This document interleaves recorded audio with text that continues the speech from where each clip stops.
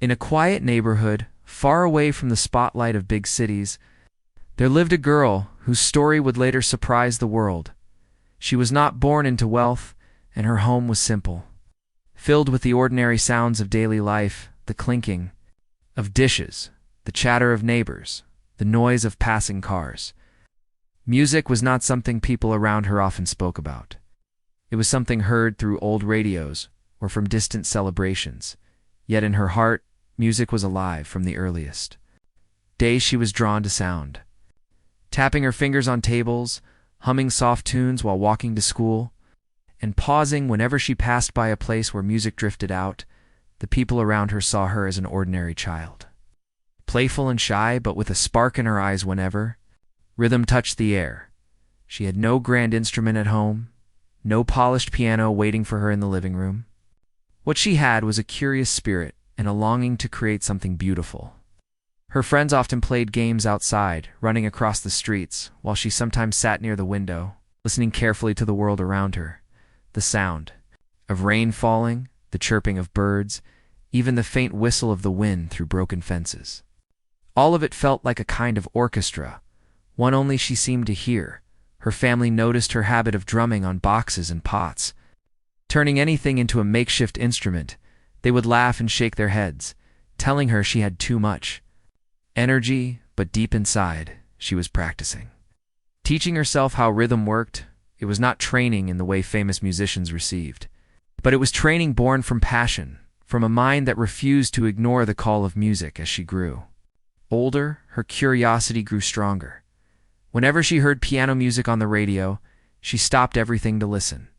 The notes seemed to tell stories without words. They carried joy, sadness, hope, and mystery. She could feel all of it, even if she did not understand the technical side. In her imagination, she could see herself playing, moving her hands across invisible keys, as if she were part of that magical world. But imagination alone was not enough. She wanted to touch the real keys. She wanted to play. The problem was clear. Her family did not have the money to buy a piano, not even a small keyboard. Too many around her. The idea of her becoming a pianist seemed impossible. Some even laughed when she spoke about it, saying it was a dream too big for her world. But inside, she carried something stronger than their doubts. She carried a quiet fire, a belief that even if the path was difficult, she had to follow it. Every night, she dreamed of sitting on a stage, playing while the world listened, not for fame, but because music was her voice, her way of telling the world who she truly was. The introduction to her journey was not glamorous. There were no spotlights, no famous teachers guiding her. It was just her, a young girl with big dreams in a place where such dreams rarely survived. Yet this is exactly what makes her story powerful, because greatness does not always begin in the halls of privilege. Sometimes it begins in the simplest corners of life, where determination quietly grows. When neighbors asked what she wanted to be when she grew up, she often whispered her answer, afraid of their reactions. But even in that whisper, the truth was clear. She wanted to be a pianist. She wanted to make music that touched people's hearts.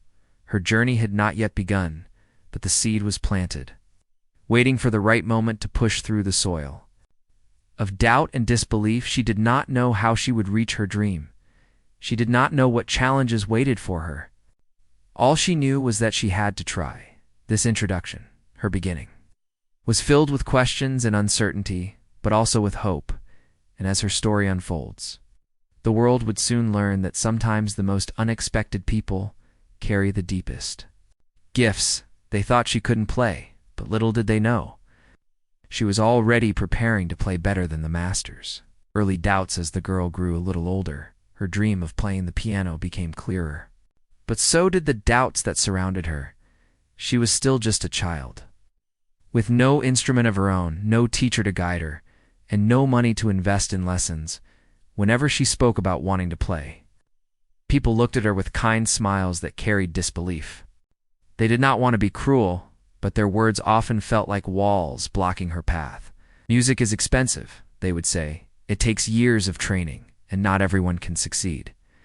Some even laughed gently, telling her that dreams like these were meant for children of rich families, children who had access to big schools and professional training. Her relatives would advise her to think about other futures, futures that sounded safer and more practical. But every time she heard a piano playing on the radio, she felt a sharp ache inside, a reminder that her dream was still alive no matter how many people doubted it. At school, she once joined a small talent show, standing nervously as the audience gathered. She did not have a piano, so she borrowed an old keyboard that barely worked, its keys stiff and its sound uneven before she began. Some students whispered that she would embarrass herself. They thought she would fail, and in their young voices, she could already hear the echoes of a world that believed she was not capable. But she played anyway, pressing each key with determination. The melody was not perfect. The sound was far from professional, but it carried something that no broken keyboard could hide. It carried her heart, her courage, and her refusal to give up. Some people clapped politely, while others shrugged, saying she was only a child trying too hard. Yet one or two teachers noticed the shine in her effort, and those small nods of encouragement meant the world to her. Still, the doubts never disappeared. When she walked home after school, neighbors would ask her parents why she spent so much time with music. They warned that she might be wasting her time on something impossible. Those words found their way into her ears, sometimes making her question herself. She wondered if they were right, if maybe she was chasing something too far from her reality. But whenever she sat alone, even with no instrument, she tapped her fingers against the table, creating rhythms that gave her peace. In those private moments, her doubts turned into fuel. She wanted to prove that she was not chasing shadows. Her family cared for her, but they too were unsure. They loved her dream, yet they worried about her future. Her father would say gently, "It's good to have dreams, but don't forget we don't have the means." Her mother would remind her that many children dreamed big, but only a few reached their goals. It was not cruelty, it was fear. Fear that she might break her heart if the world refused her. But instead of breaking her, those words made her stronger. If no one else believed in her, then she decided she would believe in herself. There was a moment that stayed in her memory, one evening. While she was practicing quietly on her borrowed keyboard, a visitor came to the house. The visitor saw her, playing, and chuckled, saying, "She's wasting time. She'll never be more than a hobby player." The words stung deeply, yet she kept her head down, her fingers still moving on the keys. That night she cried softly to herself. But even as the tears fell, she made a promise in her heart. One day she would prove them all wrong. The doubts became a constant shadow in her life, following her wherever she went. But shadows do not exist without light, and for her the light was music. Every challenge, every word of disbelief, every small rejection pushed her further. It taught her to play not only for approval, but for herself, for the love she carried inside. What people failed to see was that greatness often begins in silence, in the moments when no one is watching. They judged her by what they saw on the surface, a child with no resources and no future in music. But inside, she was building strength, resilience, and a hunger that would one day shock the same people who doubted her. Their doubts were real, but so was her determination. And in time, it would become clear which of the two was stronger. Her first lessons, her journey into music, truly began with something so small that most people would have overlooked it. One afternoon, while walking back from school, she noticed an old shop with dusty instruments lined up inside. Her eyes locked on a keyboard in the corner, its paint chipped, its surface dull, and some keys missing, but to her it was not broken. It was a treasure waiting to be touched. She saved every coin she could find, picking up small errands for neighbors, running to the market, carrying bags, or sweeping porches. It took weeks. But at last, she carried enough money to buy the second-hand keyboard. When she brought it home, the family was surprised, some amused, some doubtful, but she hugged it as if it were gold. It did not matter that half the keys stuck, or that the sound cracked. It was hers, and with it, she could finally begin. Her lessons were not formal. There was no teacher waiting with sheet music and perfect instructions. Instead, her teachers were her own ears, the radio, and every sound that made her stop and listen. She listened to songs again and again, trying to copy them on her uneven keyboard. At first, the notes clashed, her fingers slipped, and nothing sounded right. but she did not give up. She pressed the same notes 100 times until the melody began to form. In her small room, with neighbors hearing faint broken tunes through the thin walls, she was teaching herself. The early lessons were not only about music, they were about patience. Every mistake became a reminder that growth was slow but possible. Every hour she spent pressing keys that barely worked built strength in her fingers and discipline in her mind.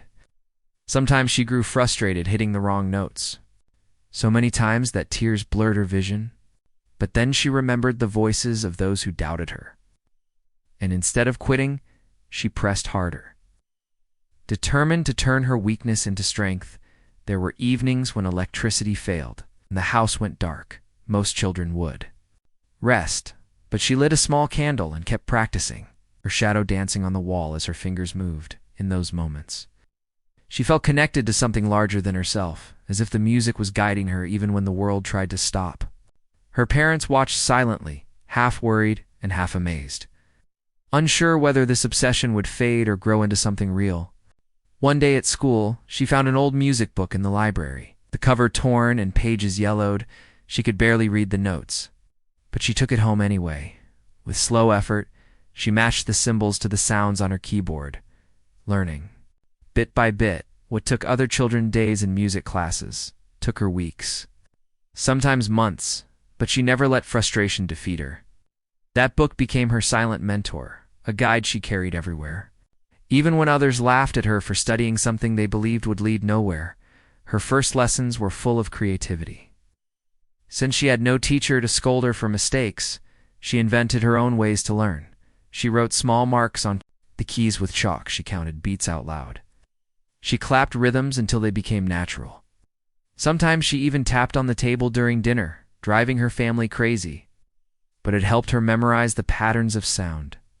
Her world was slowly changing, and though the progress was invisible to others, she knew she was building something important. There were days when she wanted to give up, especially when she compared herself to real pianists she heard on the radio. Their music sounded so perfect, so effortless, while hers felt broken and incomplete. But then she remembered every master was once a beginner. Every smooth performance was built on years of rough practice. This thought kept her going, reminding her that even broken keys could teach her how to play with soul. One evening, while she practiced a simple tune she had heard countless times, her younger sibling peeked into the room. He listened quietly, then smiled and said, "It sounds nice." The words were small, but they lit her heart. For the first time, someone believed in her music. It was not an audience of thousands, not an award or a medal, but that single smile told her she was on the right path. Her first lessons were not glamorous. They were not about winning trophies or impressing judges. They were about persistence, about creating music out of nothing, about believing in a dream that seemed too far away. Each hour spent on that broken keyboard was shaping her fingers, her ears, and her courage.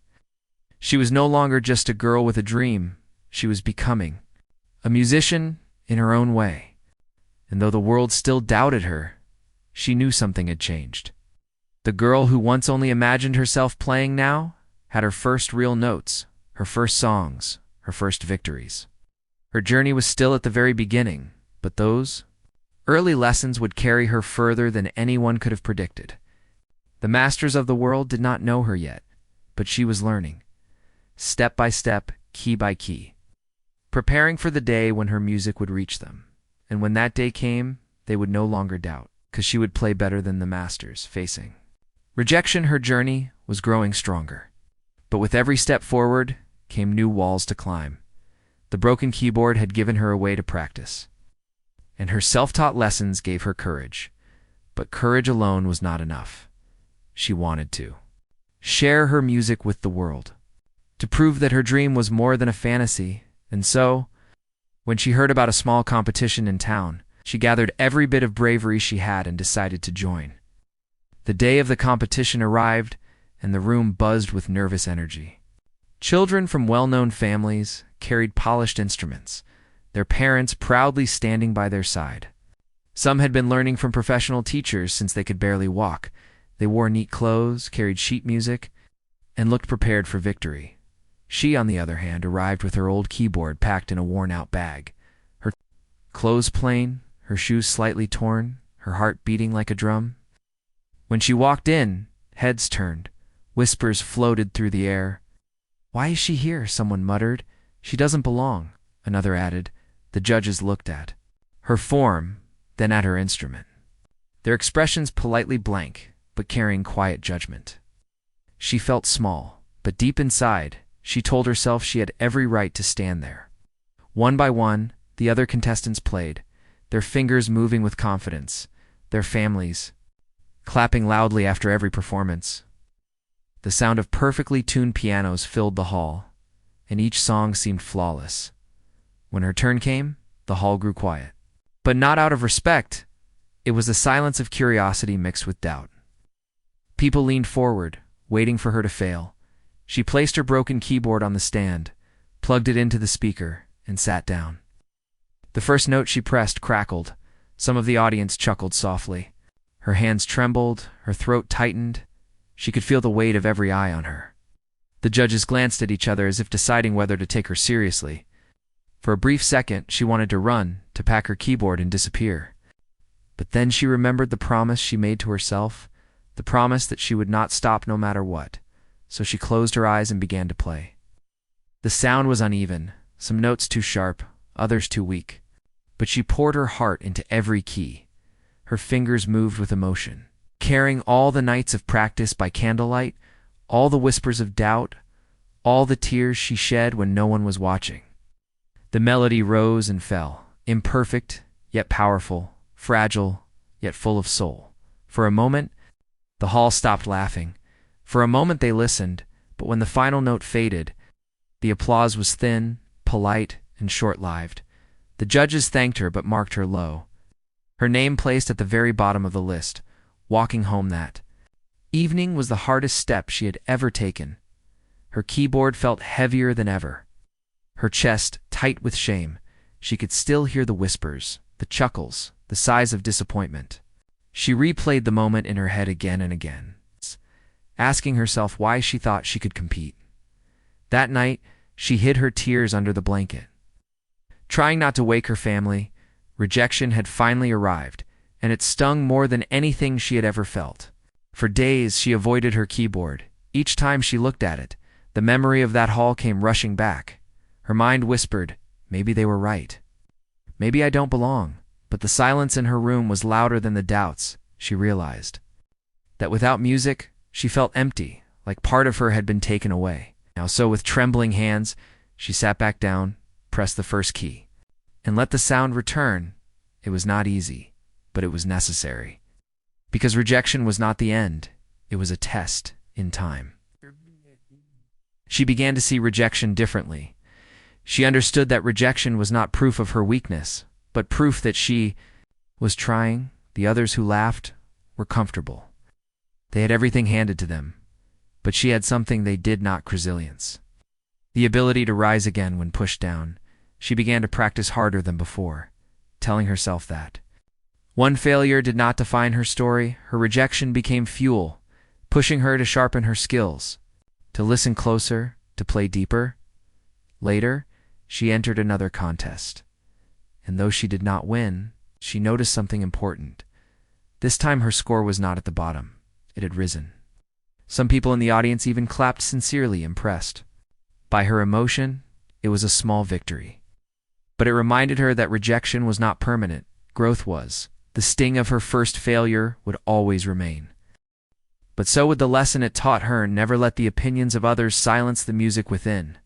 Her journey was still full of obstacles, and rejection would visit her many times again. But from that day forward, she no longer feared it. She accepted it as part of the road, a step she had to take before reaching the place she dreamed of, and deep down, she knew. The very people who doubted her would one day hear her play again, only this time they would not laugh, they would listen, and they would understand. A mentor appears after facing rejection.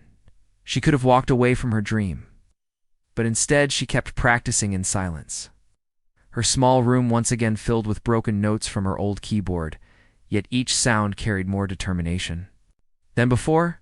She knew she was improving, even if no one else noticed. But she also knew something was missing. She needed guidance, someone who could see what she could not, someone who understood music in a way she had never been taught. One evening, the town held a small cultural event in the community hall. It was a place where people gathered to share dances, poems, and songs, a simple stage with wooden floors and bright lights. She did not plan to perform, but a friend encouraged her to bring her keyboard. When her turn came, she nervously walked up, remembering all the failures that had bruised her heart. Still, she played, letting the music flow, her hands trembling. But her spirit unbroken. Among the audience was an older man, quiet, with gray hair and eyes that had seen many years of music. He had once been a professional pianist, performing across cities. But age and life had pulled him away from the stage. Now he lived quietly, teaching a few students here and there, though most of the younger generation hardly knew his name. As he listened to her play, his expression changed, not because the performance was perfect, but because he heard something different. Her music had flaws, her technique was raw, but beneath it all, there was soul. A rare quality he knew could not be taught. After the event, he approached her, his voice gentle, yet firm. "You play with heart," he said, "but you need guidance, and if you are willing, I will teach you." She was stunned, unsure if she should believe his words. After all, no one had ever offered her such an opportunity. Her family was hesitant at first, wondering if they could afford lessons, but the old man shook his head. "I don't want your money," he explained. "I just want to pass on what I know to someone who truly loves music." And so her real lessons began. For the first time, she sat in front of a proper piano, its keys smooth, its sound rich and alive. The mentor watched as she placed her fingers on the instrument, guiding her on posture, hand movement, and expression. It was difficult at first. Her old habits clashed with the new techniques. Her fingers stiff, her rhythm uneven, but he was patient, correcting her gently, reminding her that music was not about speed or showing off. It was about telling a story. Week after week, she walked to his small home, carrying notebooks filled with scribbled notes and questions. Her mentor taught her not only how to play, but how to listen. He made her sit in silence, listening to the rise and fall of sounds around Hertha, ticking clock, the chirping birds, the footsteps outside. "Music is everywhere," he told her. "You must hear it before you can play it." She began to understand that playing was not about pressing keys. It was about connecting the soul to sound. Her mentor also introduced her to classical pieces, works of great composers she had never known. At first, they seemed impossible. The notes too many, the movements too complex. But he broke them down, piece by piece, showing her how to practice slowly, how to feel the rhythm in her chest before moving her fingers. It was exhausting. Her hands cramped, her mind overwhelmed. But every breakthrough felt like magic. She was no longer a girl playing alone in her room. She was becoming a student of music. Yet the mentor was not gentle all the time. There were days when he was strict, pushing her beyond her comfort. "You are capable of more," he would say firmly. When she grew lazy or afraid, sometimes she left his lessons frustrated, tears in her eyes, but deep inside she knew he was right. He believed in her more than she believed in herself, and that belief gave her the strength to continue. Her family began to notice the difference. The girl who once stumbled on broken notes was now filling their home with melodies that flowed with beauty and control. Neighbors who once doubted her stopped to listen outside the window. Surprised by how quickly she was improving, whispers changed from doubt to curiosity, some even wondering if she truly had a gift after all. But for her, the greatest gift was not recognition, it was the presence of a mentor who saw her potential. He gave her what she had been missing: discipline, structure, and the belief that her dream was possible. He often reminded her, "Talent will take you far, but discipline will take you further." Those words stayed with her, echoing in her mind during long nights of practice. The bond between student and mentor grew, not as father and daughter, but as two souls, connected by the same love for music. He passed on his wisdom, and she absorbed every word, every lesson, every note. Little by little, she was no longer just a girl with a broken keyboard. She was becoming a pianist, though she still faced doubts from the world outside. Inside, she carried the certainty that she was on the right path. Her mentor knew the world would not make it easy for her, but he also knew that someday her music would silence every doubt. For now, she practiced, she learned, and she grew, unaware that her journey was only beginning, and when the time came, the student who once played on broken keys would stand tall. Ready to face the masters themselves, breaking barriers months turned into years, and under the guidance of her mentor, the girl transformed. The child who once played on a broken keyboard was now shaping melodies that could silence a room. Her fingers no longer stumbled across the keys. They danced with confidence, flowing like water, each lesson, each hour of practice. Built not only skill but courage, she was ready to face the world again, but this time, she was different. Her mentor encouraged her to join a larger competition in the nearby city. It was a bold step, far bigger than the small event she had tried before. The stage was larger, the audience wider, and the contestants far more experienced. These were not children playing for fun. They were students of elite schools, trained under professionals. Many came with years of structured education, polished techniques, and the certainty that they belonged there. When she arrived, she felt the weight of their stares. Some looked at her plain clothes, her modest background, and assumed she had no chance. Whispers followed her once again, the same kind of whispers she had heard before. But this time, instead of shrinking, she lifted her chin, remembering every note she had practiced, every lesson she had learned. She knew she was no longer the same girl who had once walked off stage in tears. As she waited backstage, the sound of competitors filled the hall. Smooth, technical, perfect performances filled the air. The audience clapped with admiration. The judges nodded with approval. She felt her nerves rise. But her mentor's voice echoed in her mind. Do not play to impress them. Play to tell your story. And so, when her turn came, she stepped forward with steady feet. She sat at the grand piano, its polished surface shining under the lights. The first touch of its keys felt like magic. The sound rich and powerful, so different from her old keyboard at home. For a moment, her hands trembled, but then she closed her eyes and let go. The first notes floated across the hall, soft yet strong, like a whisper growing into a voice. The melody carried her memories, the doubt, the rejection, the nights by candlelight, the strict lessons, the quiet encouragements.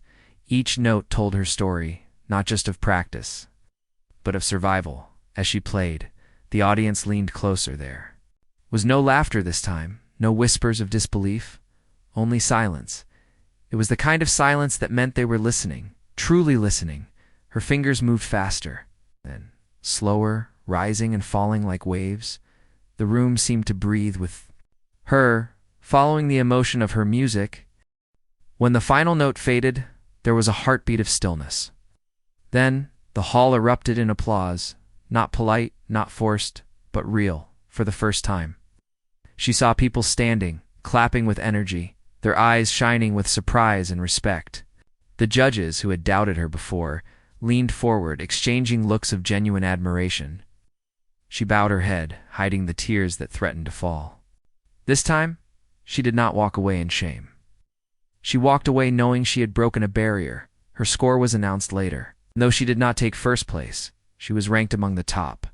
To her, it was more than a trophy could ever mean. It was proof that she belonged, proof that her music had power. Her mentor smiled quietly from the crowd, his eyes saying what words could not. She had crossed a line that few believed she could. News of her performance spread beyond the competition. People who once dismissed her began to talk, asking, "Who is this girl? Where did she learn to play?" Some neighbors who once told her to give up now bragged that they had heard her practice. From their windows, teachers who once doubted her now used her name as an example of persistence. It was strange, but she did not let pride blind her. She knew this was only the beginning. More competitions followed. And with each one, her confidence grew. She learned to handle mistakes gracefully, to turn them into part of the performance. She discovered that audiences cared less about perfection and more about feeling. And in that she had an advantage. because she played not with technique alone, but with soul. Other players had training. But she had a story, and it poured out of her music one evening, after a performance. A critic approached her. "You play differently," he said. "There is something in your music that feels alive. It is not just skill, it is emotion." She smiled, knowing that was exactly what her mentor had taught her, to play not just with her hands, but with her heart.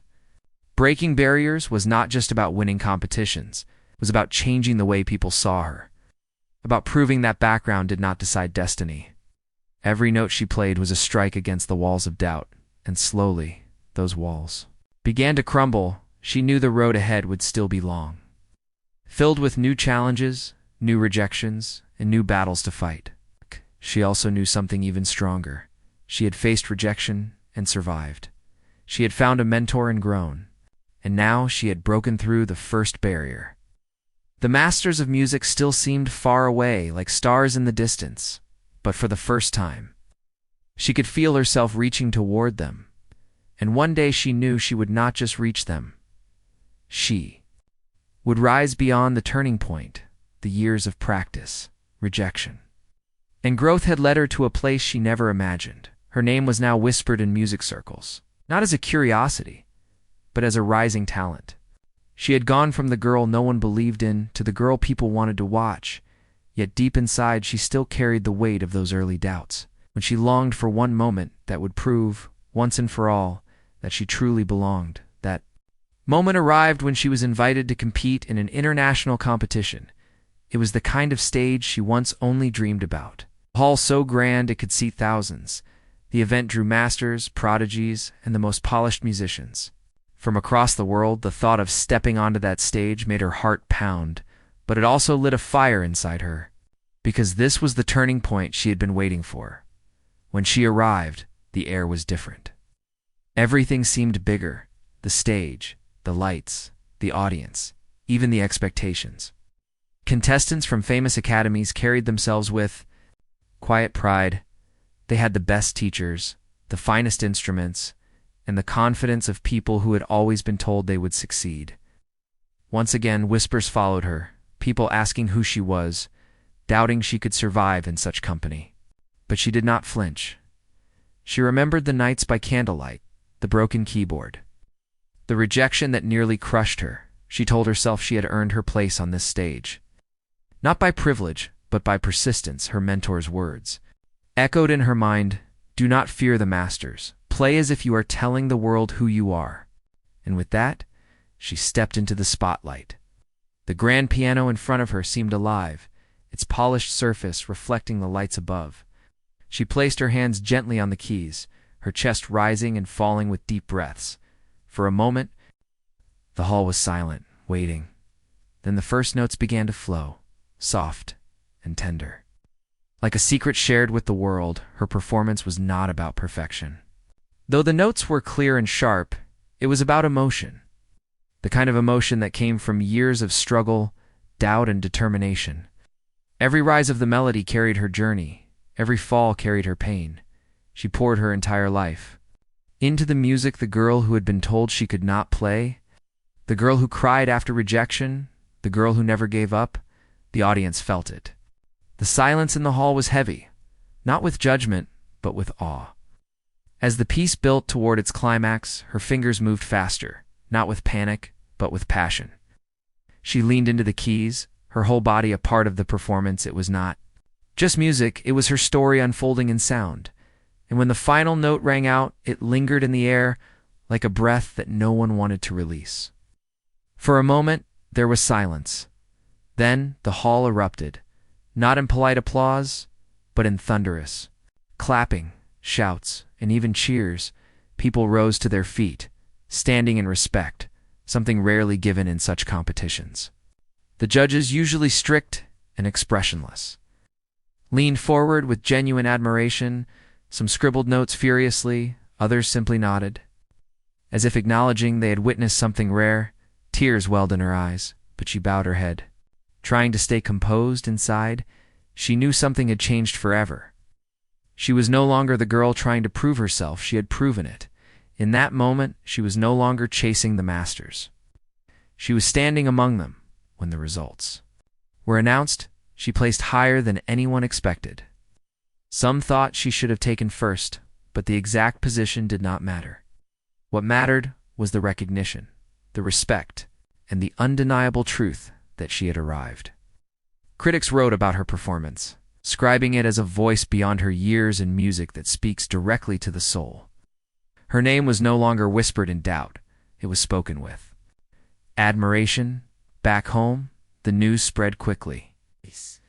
Neighbors who once dismissed her gathered to congratulate her family. Children who once laughed at her now dreamed of being like her.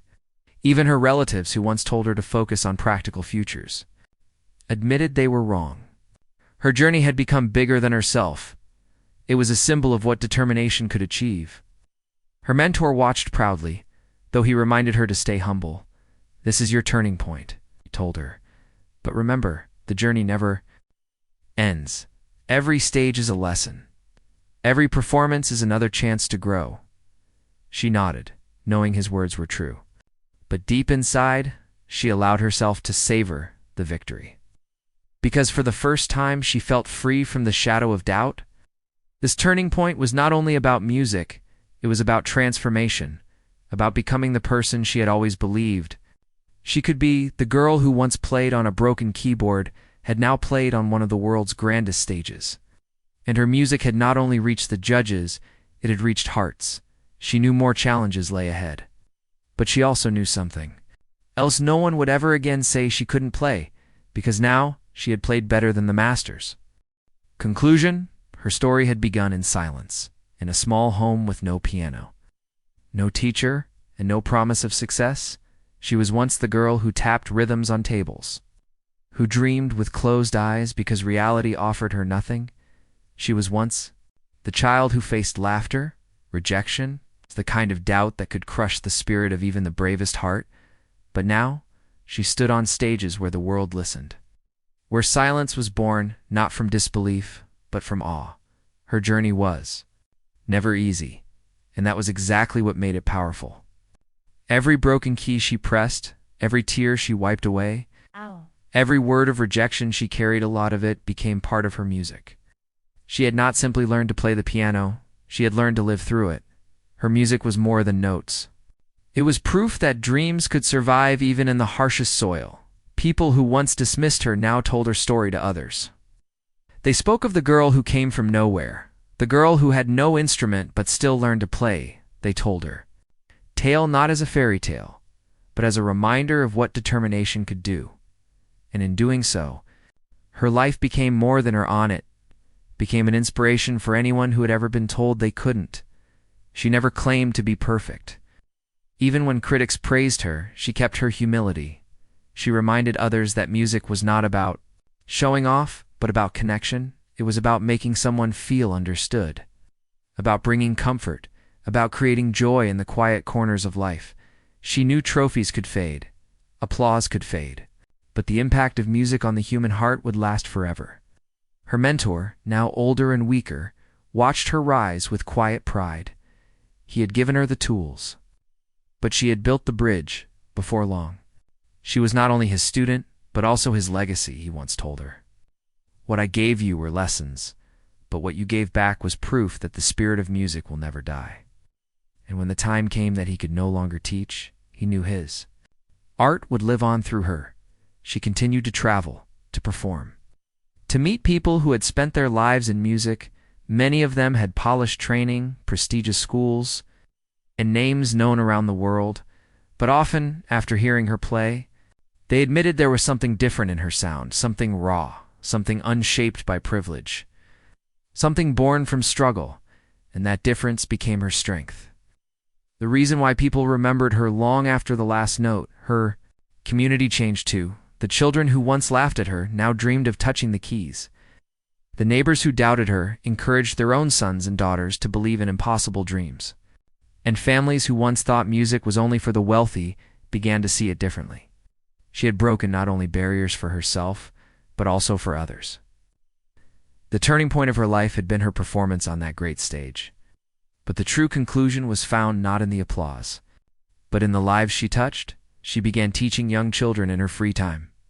Sharing what she once had to learn alone, she taught them not only how to play, but how to believe. How to keep going when people laughed, how to keep pressing the keys when nothing sounded right in her students' eyes. She saw herself once again the same spark, the same hunger, the same dream, and so her journey came full circle. She had gone from a girl with no piano to a woman who created music. Wherever she went, from someone others dismissed to someone others admired, from silence to sound, from rejection to recognition, from doubt to destiny. Her life became a living reminder that limitations do not define a person. Persistence does, even years later. When her name was known and her music celebrated, she often returned to the same small room where it all began. The broken keyboard still sat in a corner, old and dusty, but she never threw it away, because to her it was not just an instrument, it was the proof of her beginning. It was the place where she first believed, where she first fought against doubt. And each time she touched those broken keys, she remembered that the greatest symphonies often start with the simplest sounds. Her conclusion was clear, and it echoed in every performance. They thought she couldn't play. They thought she didn't belong. They thought her dream was too big. But she had played anyway, louder, stronger, and more beautifully than anyone expected. She had played until the world could no longer ignore her. And in the end, she did not just play. She played better than the masters.